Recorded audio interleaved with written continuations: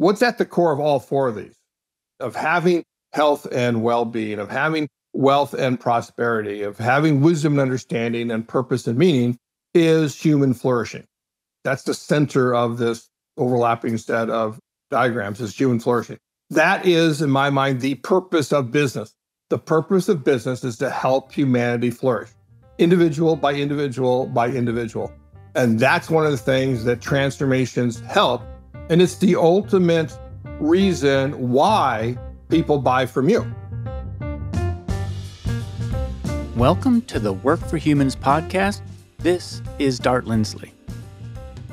Today I'm doing something I haven't done before on Work for Humans, which is I've brought back our former guest Joe Pine for a second conversation. Joe was on the show previously to discuss the emergence of the experience economy, a term he coined, along with Gareth Gilmore, almost 20 years ago. Now, Joe has begun working on The Next Thing, which is his latest book around the transformation economy, which I am so excited to dig into. Joe is an author, speaker, and management advisor to Fortune 500 companies and startups. He previously served as a visiting scholar with the MIT Design Lab, a professor at Duke University, and a lecturer at Columbia University, as well as a manager at IBM. He is a co-founder of Strategic Horizons LLP and a lecturer at Northeastern University.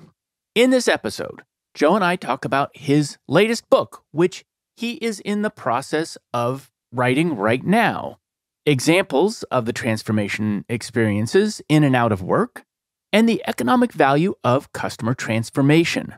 We also discuss work as a transformational experience, how to create transformations for individuals' aspirations, the job outlook for experience designers as a whole, and other topics. If you find this episode valuable, stay connected to Work for Humans by subscribing wherever you listen to podcasts. And now, I am thrilled to present my second discussion with Joe Pine. Joe Pine, welcome again to Work for Humans. Thanks, Dart. I appreciate being here. This is one of the only times I've had the same person on twice. And, well, first of all, one reason is that you've been a huge influence on my work, which is I was not aware of your work until I discovered it through the World Experience Organization. And once reading it, it gave me frameworks with which to understand the experience of work that I have found incredibly valuable. And in fact, I don't even think you've seen the diagram where I mapped all of the things people want from work across the progression of economic value. I dearly want to see that, so you need to send it to me, and I'm honored that I am one of the few that is on second. Yeah, and it turns out that the majority of what people want from work is in the experience economy, and some of it is over in the transformation economy. So I want to talk about all of that today. Tell us about your current writing project. Well, I've started writing the next book, sort of a follow-on degree or a sequel, but it's different than that. It's in mesh, because what I'm writing on has been there from the very beginning of the progression of economic value, the core framework in the experience economy. And by the way, since you've just learned about it recently from the World Experience Organization, I see, though, you have an original edition up on your shelf there from 1999. You didn't get the newest one. I have both. Oh, okay. I have the original and I have the new one. I have the other one someplace because I know it extends to the transformation economy. Right. We're now celebrating, we have an event actually next month where we're celebrating the 25th anniversary of the experience economy of the book. But I discovered it in like early 1994. And from that beginning has been this next thing, because I'm always tending to ask what's next. I'm never satisfied with, okay, I found this thing, but if it's at any progression, then, always got to figure out what's next. So what I figured out, of course, is that it is about life transforming experiences, right? We can have memorable experiences. We can have even meaningful experiences, but we can also have transformative experiences. And when you get to that level, it really is a distinct economic offering. So it's the fifth and final, I'll say, economic offering in this progression of economic value. We're gone from commodities, the basis of the agrarian economy, through goods, the basis of the industrial economy, through services and the service economy. And then between that original 1999 or second edition, which was 2011, we switched to saying from a nascent and emerging, forthcoming experience economy to saying it's here. So we are in the experience economy, but hot on its heels is this fifth offering of transformations, where companies use experiences to guide people to change, to help them achieve their aspirations. And that's what transformations are all about. And so that's the next book that I've started writing this year and hope to publish next year. This is an unusual one of my interviews because we're going to be talking about a book that doesn't exist yet.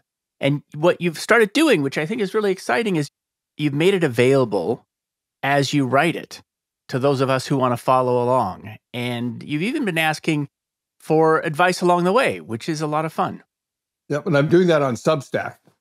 It's an idea I got from Eddie Yoon, author of the book, The Super Consumers, who's one of 3 category pirates.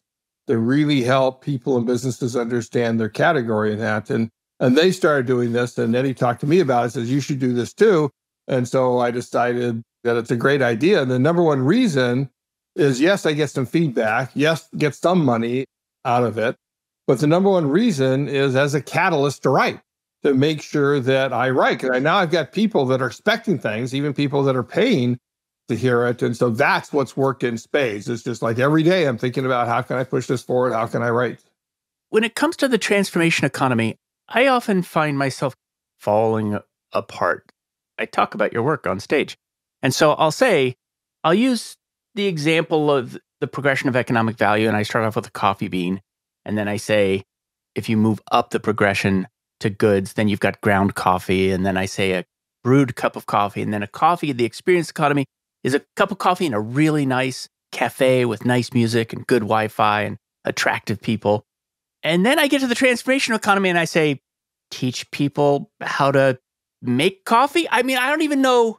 I recognize transformations, but somehow I've never found one that I could comfortably carry from the coffee bean all the way through. There are, in fact, companies that do teach you how to be a barista, right? Whether professionally or in your own home. Illy, the Italian manufacturer, has a offering to turn you into a barista. So you can pay a transformation. I don't know of any, but you can imagine that a company you could pay to also wean you off of coffee or off of caffeine if you wanted to, but I don't know any that do. There's 2 classic ones that go up to experiences, coffee being one, the other being a birthday party. You know, if you look at a birthday party cake where you make it from scratch, that's commodities, it's stuff, and it costs a few dimes to be able to buy the commodities that go into a birthday cake. The good step is where you buy it from, Betty Crocker, a cake mix, and Duncan Hines frosting. That's the $2 or $3 level. Then you got the $20, $30 level with the cake. And then you can go hire someplace to throw a birthday party experience that can cost you hundreds, even thousands, even tens of thousands of dollars if you want to spend that.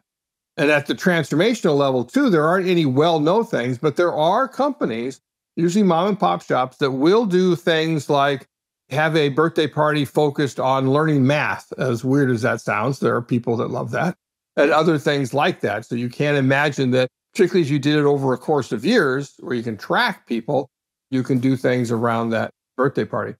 But one of the examples I like to show where you can see it, easily see it, is actually if you've ever been to an eataly.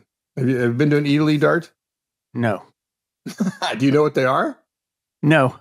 Okay, then this may not help you. Eatalys are the most vibrant retail experience in the world, I think. And they're grocery stores, right? Which is what's amazing. Eat Ali, right? I thought it was an American company. I first encountered it in New York, and they're in most all major cities now and across the continent and other countries. But it is actually an Italian company based out of Bologna, Italy. Inside of there, though, they have all 5 economic offerings. You can buy the produce and the raw meat and the flour, et cetera, that goes into Italian cookie. Their theme, by the way, is a journey through culinary Italy. That's what they're all about. And they're vibrant because, well, I'll get that, I'll save that for when I get to the experience level. Then, of course, they have the goods made out of those commodities. You can buy canned tomato sauce. You can buy pasta that's already made for you, and you just have to throw it in the water. They have appliances, right? Anything that you can imagine cooking Italian food with, they have all those appliances and accoutrement there. Then at the services level, retail by itself is a service, right, of bringing the goods to you, the merchandising of it. Plus, they have things like quick service lunches and so forth.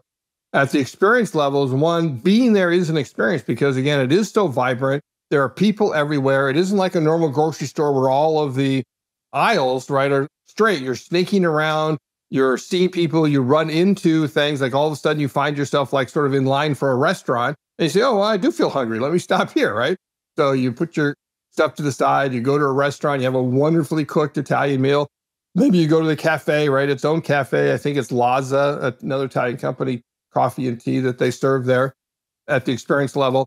And then they have an admission fee experience of a culinary school in every one of them, right? And anytime you think school, you're thinking, okay, I want to learn something. I want to change. They want to transform people into great Italian chefs.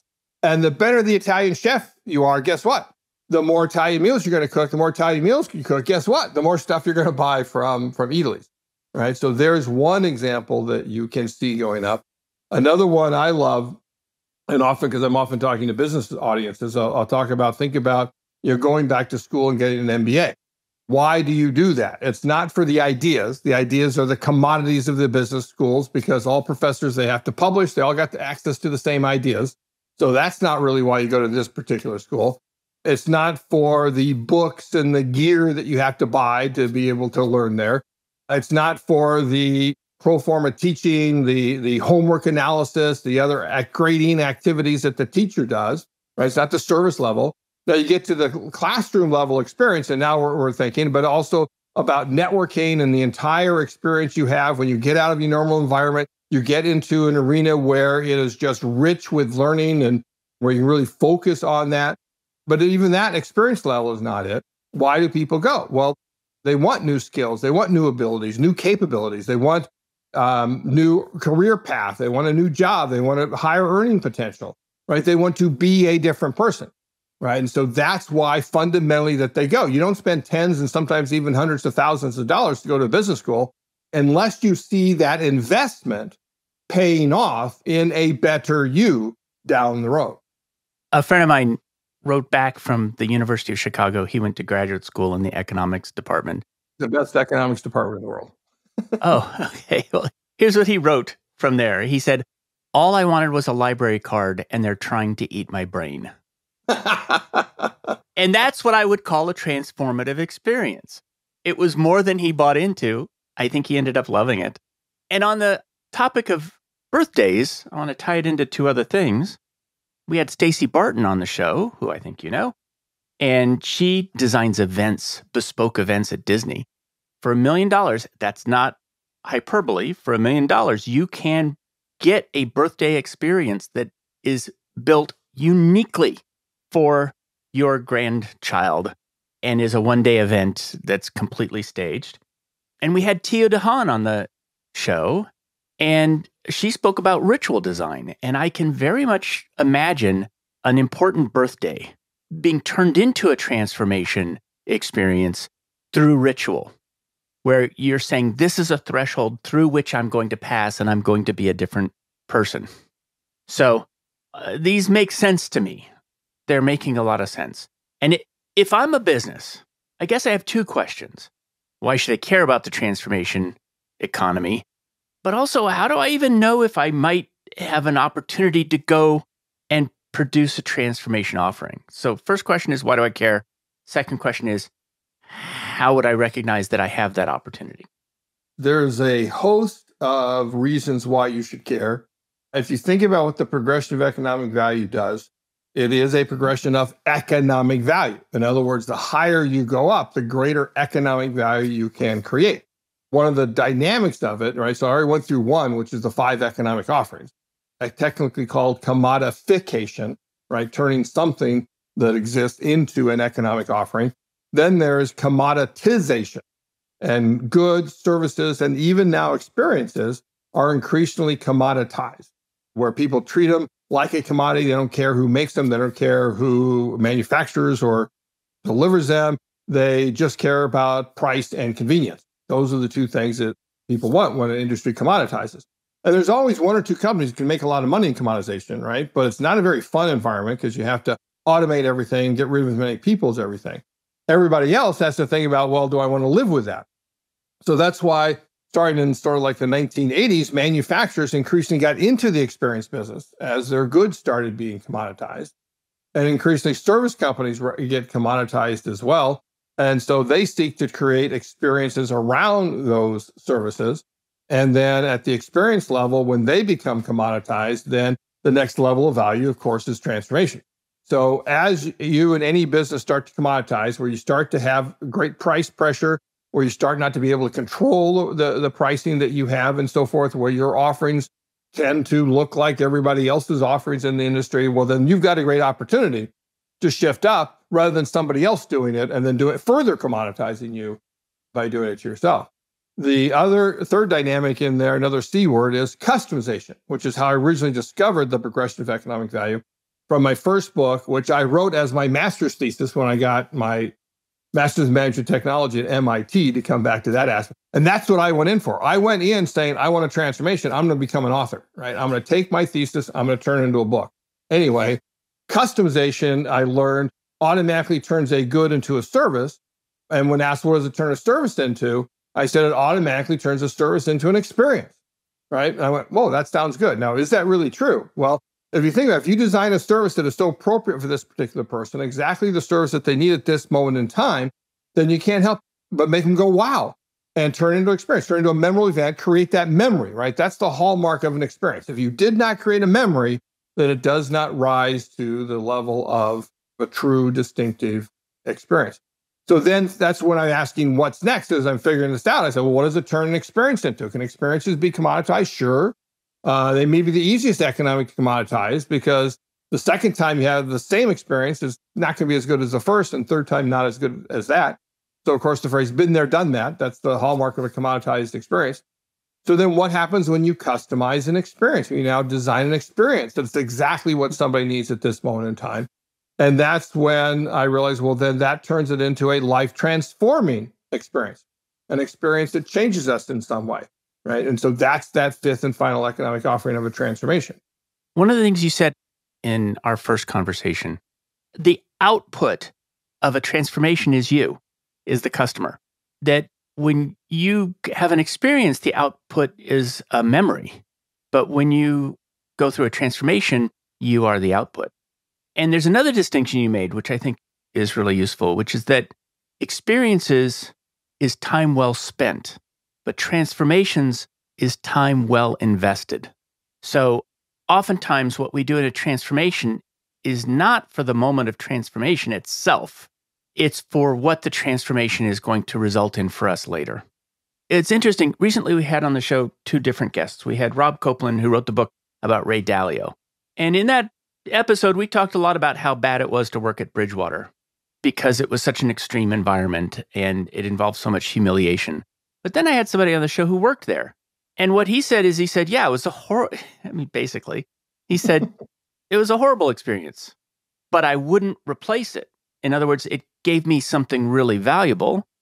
And I'm not sure I would do it again, but I'm glad I did it. And so definitely a transformation.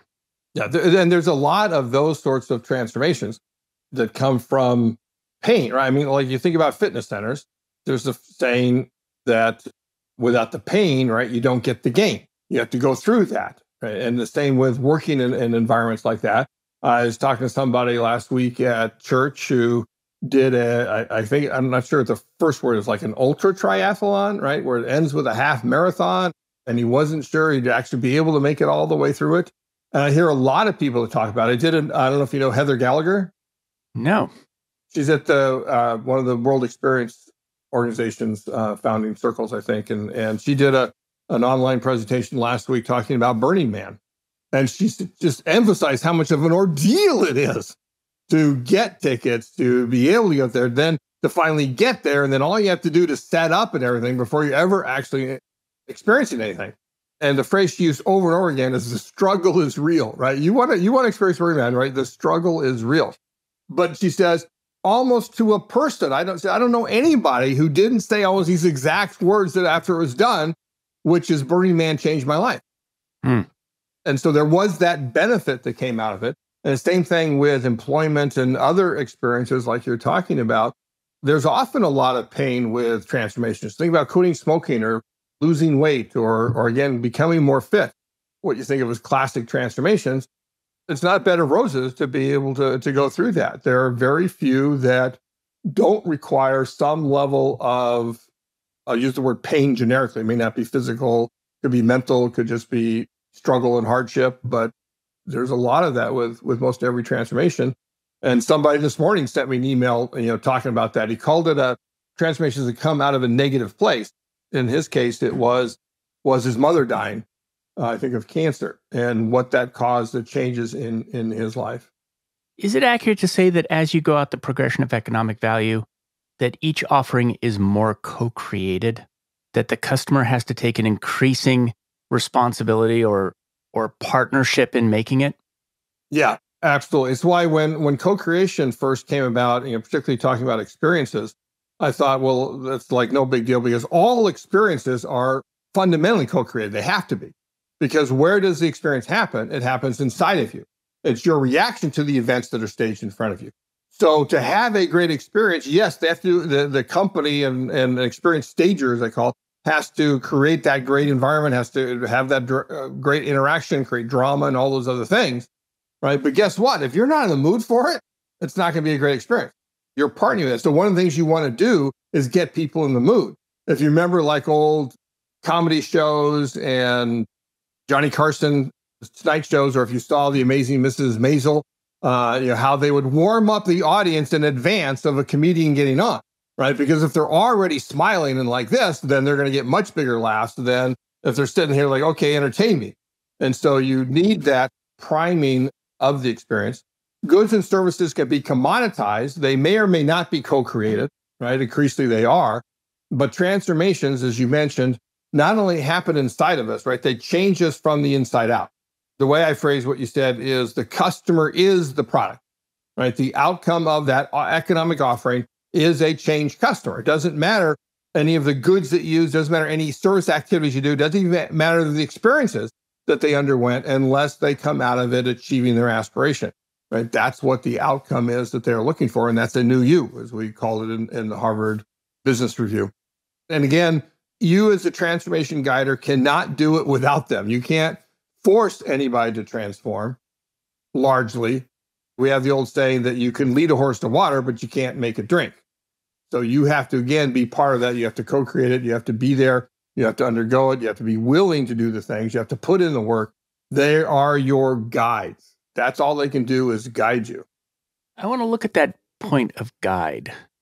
This is important because if I'm a business and I see the opportunity to enter into the transformation market, we can talk specifically about work as a transformation offering, but we can talk more generically about it. Each level of economic value requires a different kind of designer.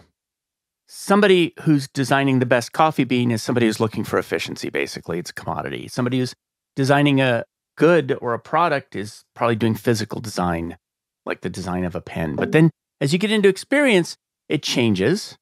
What does a transformation designer look like? Transformation guidance designer. I don't know what to call this person. Right. Well, yeah, there's a distinction between designing transformation and guiding it. But, experience design is fundamentally the design of time. Time well spent. You design the time that the customer spends with you. Transformations are built on top of experiences. Like experiences are built on top of services, services are goods made out of commodities, right? This is a progression. They all stand on top of each other. And so you only ever change through experiences. We are all the product of our experiences, they say. So they're much more closely intertwined than experiences with services and services are with goods, although goods and commodities are very close. Technically, you don't design commodities because they're fungible. If you design them, you turn them into a good. But with experiences, you're really designing transformative experiences. But generally, it's not one life transforming experience. Generally, it's a series of experiences that take time. And so that's what you layer atop the design of experiences, is you're still designing a transformative experiences. They're still experiences, but how do they fit together? How do they reach an end? Where the end is not just, hey, we've entertained you, or we have giving you an escapist experience or educational experience or entertainment or aesthetic experience for the last hour or two, whatever it might be. But it's how do we connect that to what's come before and how do we connect it to what's coming? So it does require a designer, but I think of that as separate than a guider. It's like Shakespeare wrote great plays, but he's not the stager of the play. He designed the words and everything, but still somebody has to come along and then do the blocking and tackling, the set design, everything. Then actors have to come along and say the lines, which is the actual staging of it, that they're actors. So somebody can design the experience, and then somebody else comes along and is the guide, is often a coach of you through that. So they are two sort of separate things. Obviously, one person can do them both, particularly in a small company. But you also have to get back to your workplace focus, you obviously have to prepare the actors and give them time to rehearse and et cetera. You need to prepare the guides. One example that kept coming up over the last 5 minutes as you're talking is Noom, the weight loss fitness app. So they are an app that can help guide you to lose weight. But again, if you don't want to lose weight, you're not going to lose weight, but they're going to help. And they have different levels of coaches' guides. The first one now being an AI that doesn't do anything personal, but can answer questions and so forth. And then they have these mentor guides that get you involved in circles and they know about you and they can respond individually, but asynchronously. You're never talking to them live. Then they have their coaches, which do the live one-on-ones with you and where the most change is going to be. So those are the guides. And they get rigorous psychological training, right? Noom has a very big point of view where they've done a lot of research on what makes it most effective for you to be able to lose weight and how you go about that. And so they've trained these coaches in that. So somebody in Noom is designing the overall interactions and then training the coaches to be the guides through that process. And that's how companies need to go about doing it. That's a really great example. I know because I just wrote it in the book yesterday. I wrote Noom up yesterday. And I'm a Noom practitioner, so it speaks to me. And it also speaks to me that you can't transform somebody who's not ready. So are there different types of transformation? And I can think of at least 3. There's probably more. I know you're working on a taxonomy, but I'm looking at exemplars here, which is, I think there's learning, which is I'm going to develop a new capability. And I think there's probably a range of different kinds of learnings. Some are very tactical learnings, and some are really, I'm a new person now after something. One is health. I seem to remember that you had medical care out in transformations originally. One is identity, which is I may not have developed a skill, I may not be healthier, but now I recognize myself as a different person. And I have an example of that. The summer after high school, I hitchhiked to Alaska to go fishing, essentially, from San Diego. And what was important about that is that at the end of that, it's not really that I learned anything, except that I now knew I was the kind of person who might hitchhike to Alaska. If nothing else. If nothing else, I could say, well, I guess that's the kind of person I am. And so are there others? I've got learning, health, identity. You're only missing one. And I know you know it, actually. So one, as I'll mention, not only are there types of transformations, there are types of transformation. In other words, there's different ways that you can look at it. And one is like, what does the actual transformative experience entail and look like? What is the difference it makes with me? And then the level you're at, I've started to call spheres of transformation. When I'm using the word sphere to basically replace the word industry, because industry is such an industrial word, and spheres have this like immersive vibe to them. And where I'll go back to is Ben Franklin's famous phrase, which is healthy, wealthy, and wise. Those are the core transformation industries, healthy, wealthy, wise. So what I've done also is I've broadened each of those and then added a fourth one. And the fourth one is the one you've got, you missed one of the wealthy one, I think. Wealthy. I missed wealthy. Right. It's really about health and well-being, broadly spoken. I mean, so we think of health, we think of health care and hospitals, but how much money are people paying on Noom apps, in fitness centers, in coaches that help them, in pharmaceuticals and all these things? I think we pay more out of pocket for well-being than we pay into insurance for healthcare. So health and well-being, right? And health we tend to think of also as I'm sick or I hurt something, make it better. Well-being is no, I want to have a good life. I want to, in fact, I think of it as the Hebrew word shalom, right? Which, obviously means peace. But the way you say it is have a prosperous life. And that applies to wealth and prosperity as well. But that's the second one, from being wealthy to wealth and prosperity, right? Have a good life, be able to retire, be able to send your kids to college, be able to go on a vacation everywhere, be able to afford $1 million birthday party at Disney if that's what you want. It's not just about money as a means to the end, but the end to which you want that money. So that's health and prosperity. And school is basically wisdom and understanding. Right? Wisdom and understanding. How do I bring wisdom and understanding? And it's basically, I not only understand things, but I have judgment. I have the ability to know what to do when and so forth. So it's a very, very large category. It doesn't just include school learning, but things you can learn from anybody, anywhere, any company, even ancillary, even to what you're doing. And then the fourth one that I add that Ben Franklin didn't think of, 250 years ago, is purpose and meaning, right? And that gets at your trip to Alaska. That gets at identity. What in my life gives my life meaning? And there are so many companies now that get into that. There are so many companies, particularly coming out of Silicon Valley, that try to instill purpose, instill meaning. I think it's the right thing to do. I find companies oftentimes go to the wrong measures and the wrong length of it.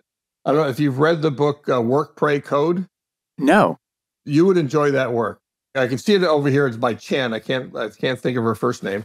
But Work, Pray, Code is all about how Silicon Valley has taken basically Hindu religion, de-religionized it, and try and brainwash their workers to want to work longer, because that's all they really care about is working longer, as opposed to caring about having whole people that have a purpose in work. I am a big proponent of the fact that work provides dignity, even if it's cleaning toilets. Work can provide dignity to people. It's better to work or not. I don't plan on ever retiring. I think retirement is a modern thing that should just be, not abolished, but you should really think closely about that.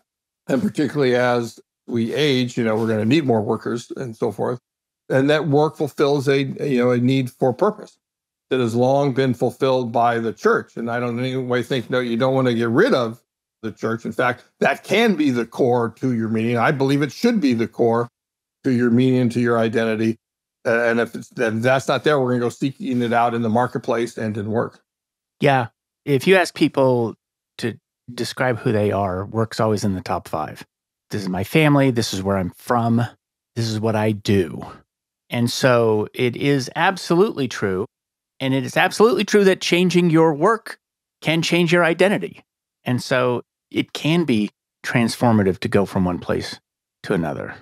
I'll mention one more thing, which is that I think of all of these also of intersecting Venn diagrams, right? And originally I thought prosperity, which is why I sort of jumped the gun when I talked about Shlomo, I meant to talk about it in prosperity, was that. But then I finally realized that no, what's at the core of all 4 of these? Of having health and well-being, of having wealth and prosperity, of having wisdom and understanding and purpose and meaning is human flourishing. That's the center of this overlapping set of diagrams, is human flourishing. That is, in my mind, the purpose of business. The purpose of business is to help humanity flourish, individual by individual by individual. And that's one of the things that transformations help. All of them help. And that's why people buy from you. Yes, there are negative offerings specifically, like fentanyl and drugs and things like that, prostitution and so forth. But those are people and companies and individuals that are not trying to flourish. They're on a different path. But the core raison d'etre of business is to help humanity flourish.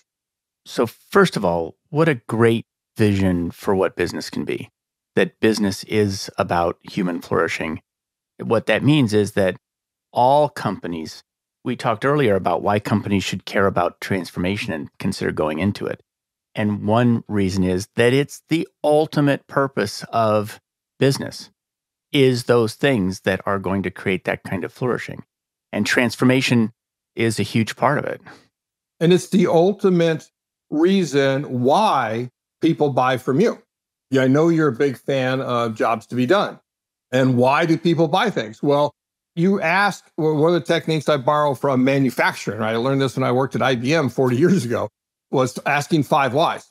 Asking 5 whys on why they buy your product until, and that's obviously it's 3, 5, 10, however many it takes, until you get down to an aspiration, right? An aspiration.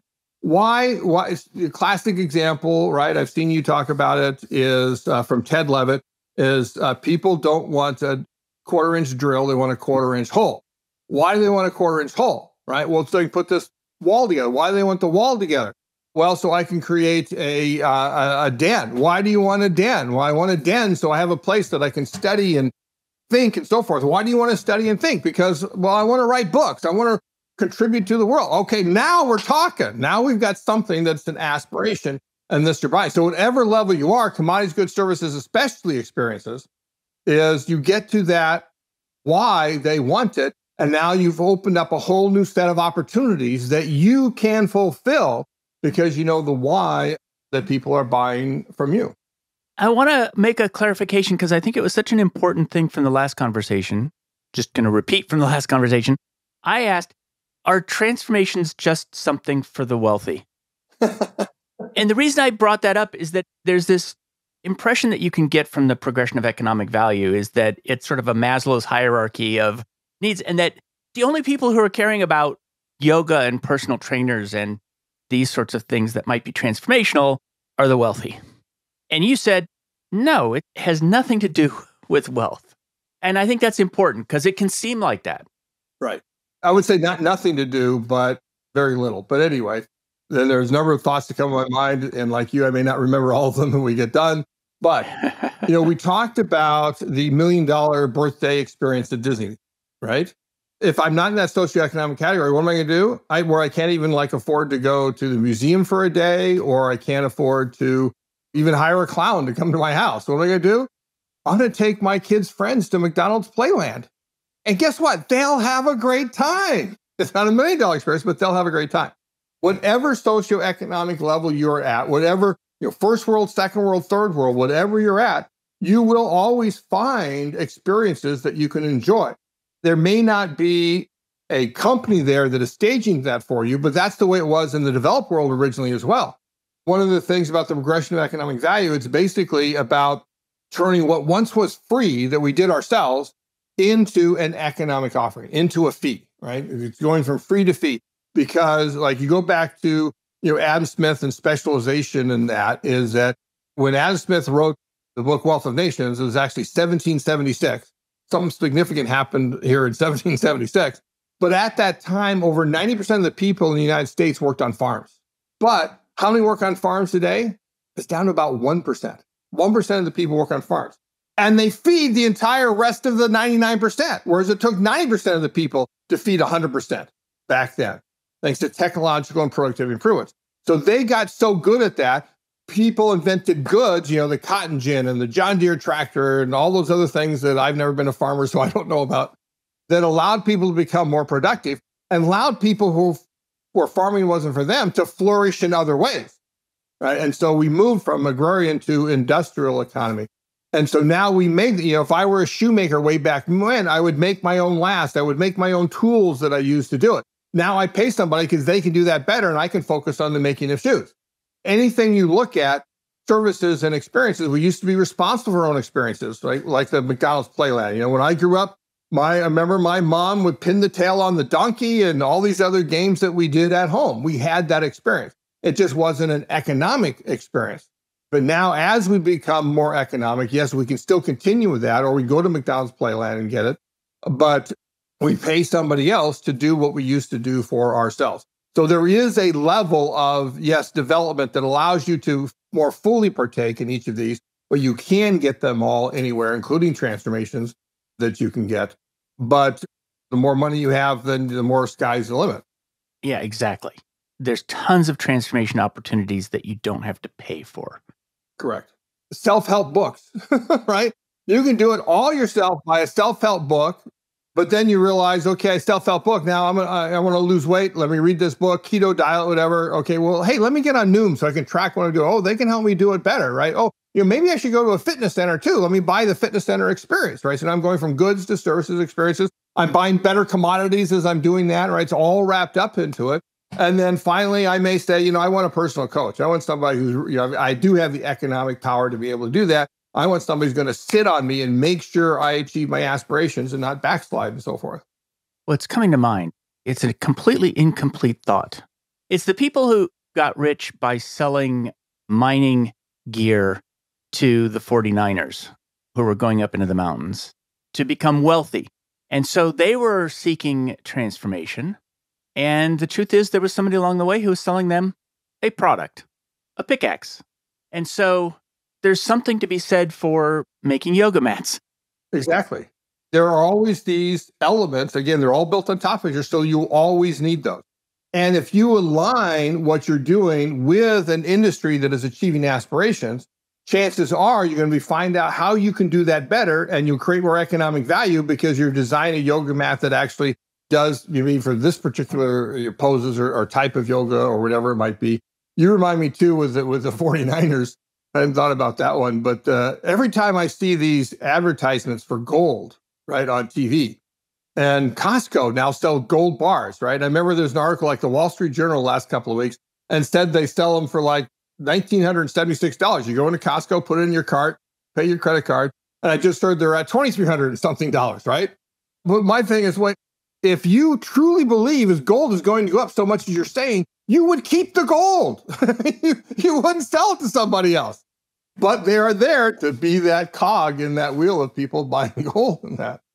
If I'm in a business, and this is especially true of work, how do you determine customers' individual aspirations so that you can guide them toward the appropriate transformation?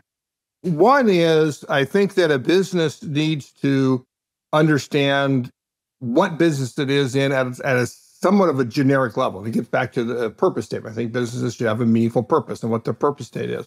So it may be around health, for example. But that doesn't mean that somebody just, oh yeah, I want health. Can I have $5 worth of health? Right? That doesn't work. So you have to then get down to what they're looking for. And I like to think of it as from to statement. Every aspiration can be stated from to. I want to go from this to that. And again, you can work at that generically. When I've worked with clients, I've actually given a list of here's a bunch of from tos, generically which ones fit, and I'll particularize it to your business. Then when you get down to the individual, what is it that they are specifically looking for? And what is their individual from to that sort of like in a nested way fits under the more generic from to that your business is about? And then how do you provide that? And to be able to get to that level, though, you need some sort of diagnosis.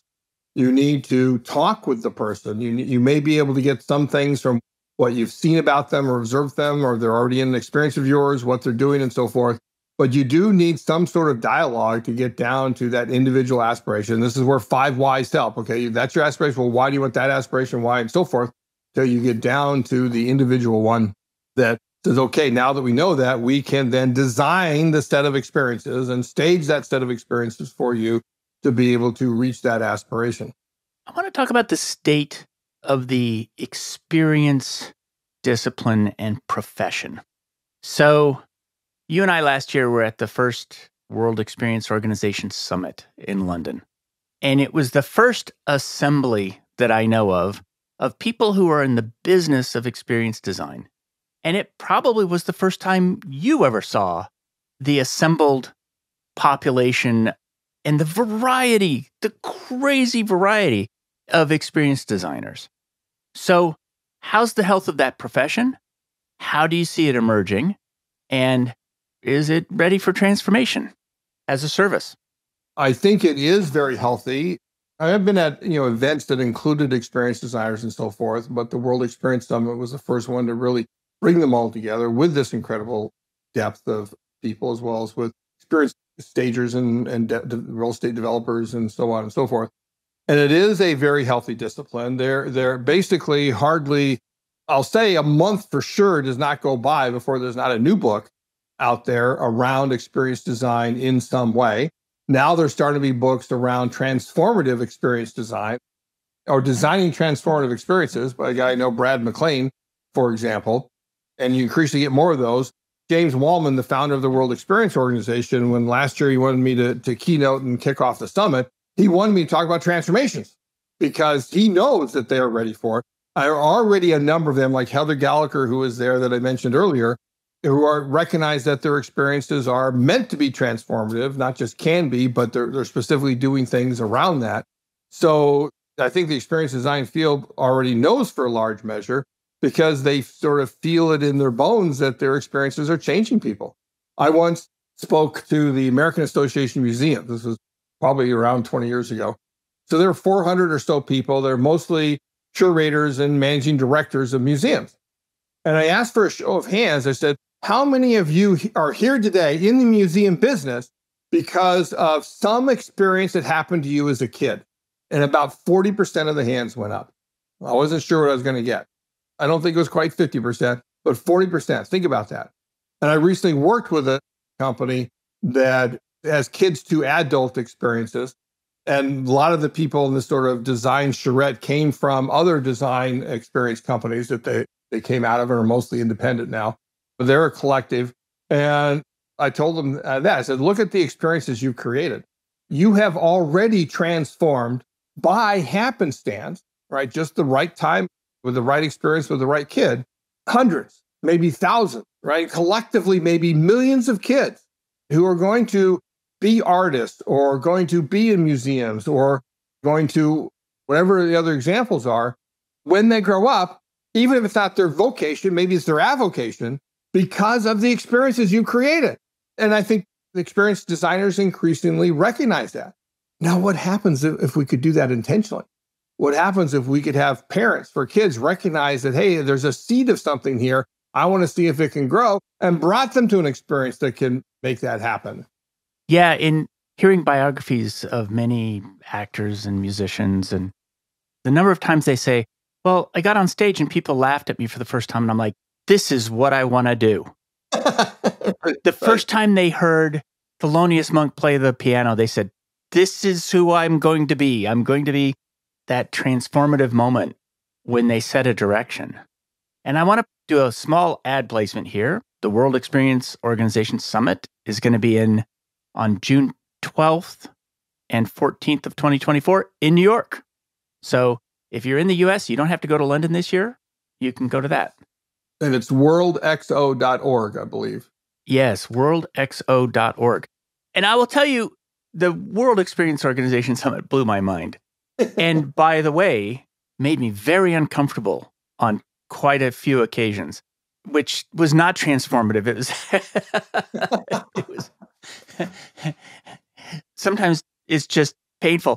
So I need to explain. I wrote an article after going to the World Experience Organization. And I said, hey, HR, we're going to the wrong conference. We're going to conferences which are about tools to make people more productive. And where we should be going, the conference we should be going to is the World Experience Organization, because this is where we don't know how to do things. This is the place for us to learn things that are brand new. But the kind of people who were there was the screaming lessons I mentioned. It was somebody who runs haunted houses, and he needs to teach people how to scream in a scary way. And there was somebody there who was doing taste sound pairings. What sound should you listen to when you're eating sushi, right? Whatever. And so it's like this experimental, edgy, creative, we don't know what it is yet or where the edges are. And we're exploring the full scope of this discipline. It's an exciting place to be.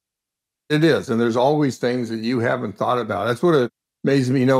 We talked earlier about my first book, Mass Customization. I basically could keep up with what was going on in that field with all the exemplars and things. And I had a real touch with it. But then once I started getting into experiences, I quickly realized I can't keep up with everything that's going on in the world. Not just individual exemplars, but genres of experience and things that you're doing. Like I missed the taste sound pairing. So there's just things that you would never imagine that people are working on. And there was one person who I learned about at the WXO, but who wasn't there. I think it was you and me and Tio DeHaan talking at a table. And she told us about Odyssey Works, which designs 3-month experiences for one. They bring together 100 artists sometimes to design an experience for one person. It was the second company I'd heard of that basically took their inspiration from the 1997 movie The Game with Michael Douglas and Sean Penn. This is what I often answer about the birthday party experience, right? What's a birthday party transformation is watch the movie The Game. And it was well over $1 million that was spent on this. It looked like about 10 million when Sean Penn wrote the check at the end. But basically, it was designed very individually around Michael Douglas. The company was Consumer Recreation Services, CRS, but it was really Consumer Transformations.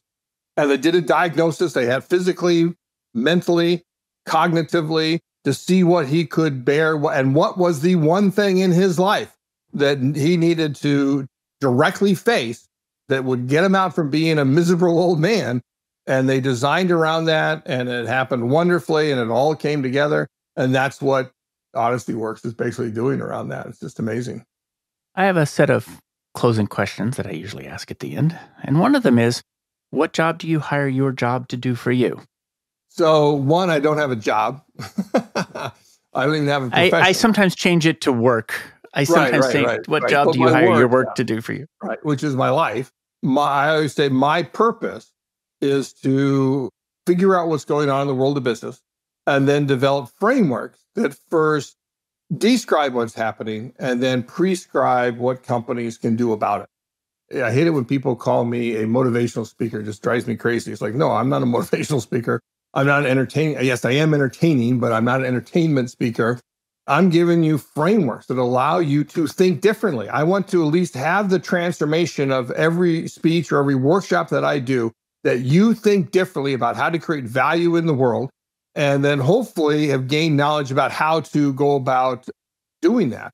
And the other transformational offering we have is our certified experience economy experts, right? You spend 4 days and you get immersed in this and you come out as an expert on the experience economy, including transformations. Probably need to do a specific transformation certification after the book comes out, or an add-on to it. And so that's what gets me up in the morning. That's what gets me excited, is figuring these things out and describing it in a way that allows people to see it and then to do something about it. You remind me too, like with your WXO comments, is when the book first came out, and then more so actually in the 5 years, not so much in between, but when the book first came out, the highest compliment I got, and the most frequent compliment I got, was people telling me, thank you for giving me a vocabulary to describe what it is I do for a living. Because now they can talk about their work in a way that says, hey, I'm an experienced designer, or I'm an experienced stager, right? I create experiences.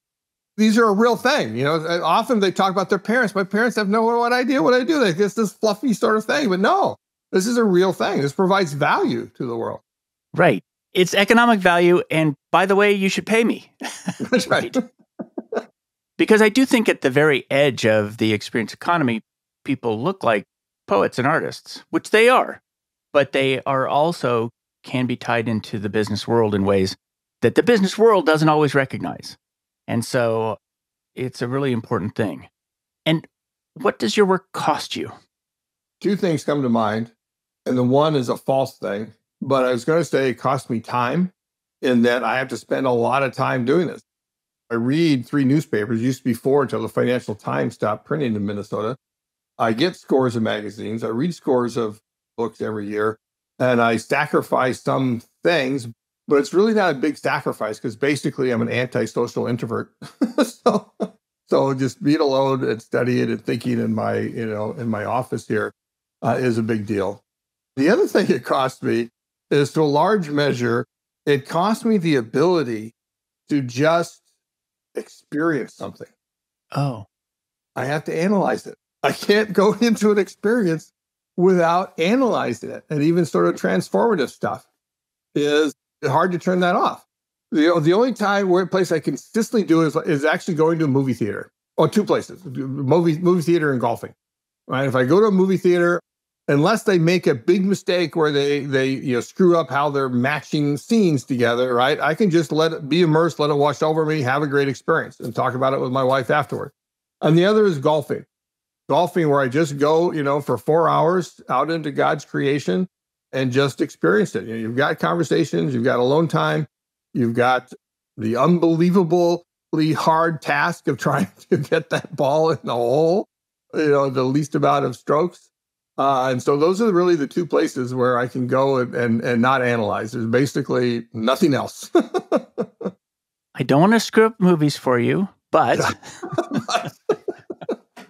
so a lot of times when I'm doing the show, I relate it to other shows, other people I've interviewed. And in a lot of times, that's just because they're all connected by my interests. But in this case, they're actually quite often connected by your work.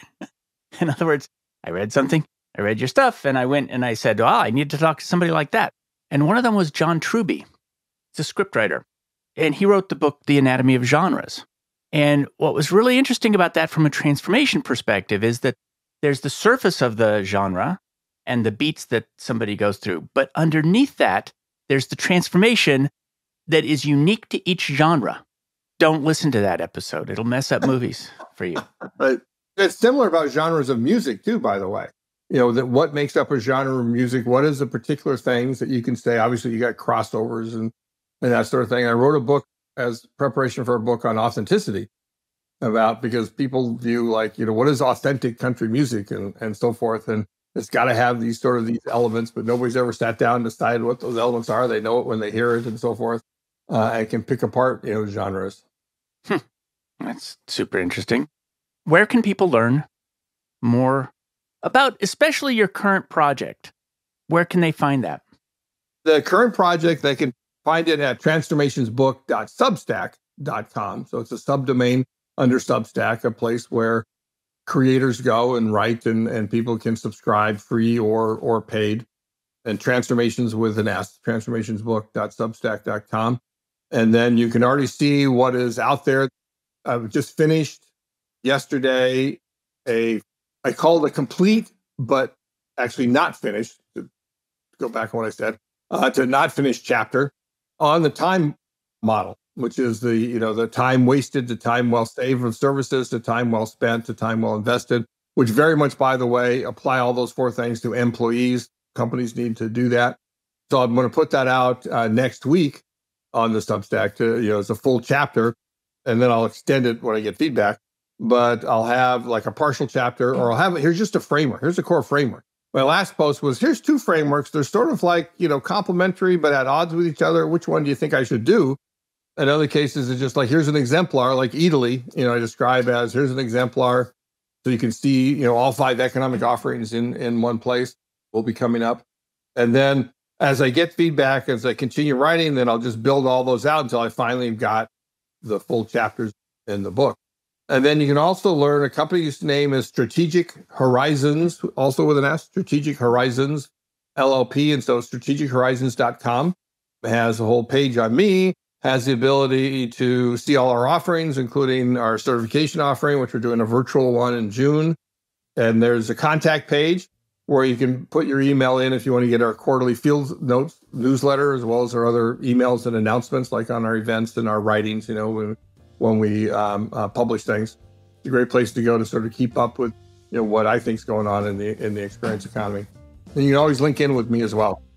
Fantastic. Thank you very much for coming on the show again. Pleasure, Dart. Thanks for having me. Enjoyed it very much. Thanks for joining me for another episode of Work for Humans. If you enjoyed this episode, please give us a 5-star rating wherever you listen to podcasts. And share the show with one person you think would get value from it. Believe it or not, this really helps us grow the show and reach more people who want to build the kind of work that people really want. As always, thank you to my producer, Jason Ames at Ninth Path Audio, for his insights into content and his high standard for quality. Final note, the opinions shared here are my own and not the views of Google or Cisco Systems. Thanks again for listening. See you next time.